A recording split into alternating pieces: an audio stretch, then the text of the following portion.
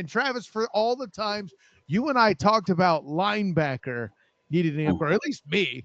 I know I was crying about it, it felt like, but Jack Kaiser, the pick, I was a little surprised by this one myself, to be honest, but walk me through what you saw.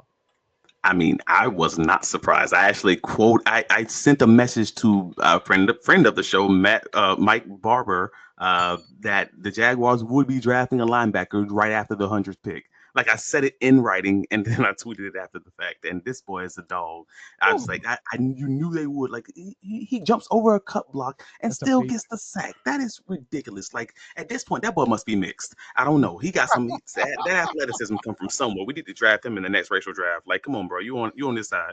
That is crazy.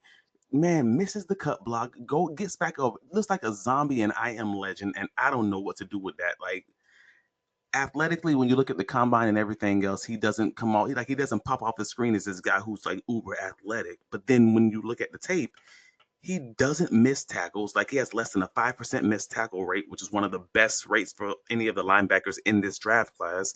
He's really good at shedding blocks and actually like run stopping and things of that nature. And the data seems to be all over the place. Honestly, if you're talking about his coverage skills, we were listening to the bootleg football podcast during the draft with Brett Coleman and those guys. They did mention that he was bottom three in coverage in quarterback rating against in coverage. And then I'm like, wait a minute, but I can't find that data anywhere when I'm looking for it now. Uh, Yeah.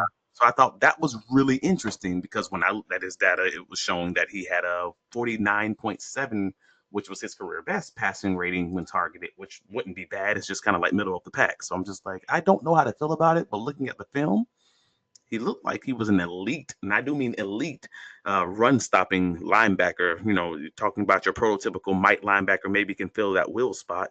And at minimum, he is going to be that ceiling raiser for that Chad Muma spot as a backup linebacker to start off, and he may be able to step in pretty early on and give you a little bit more. But I have a small theory, but I wanted to know your thoughts on like what did you see from Jack? How did you feel about him? Well, and when we looked at it too, we alluded to this in the reaction thing. First of all, Mhm. I can see why you were impressed by him jumping over that cut block. It's so much so apparently you left Colin Powell on the board there. But with all that being said, from what I hear too of reports surrounding him is that he was a big leader on that defense.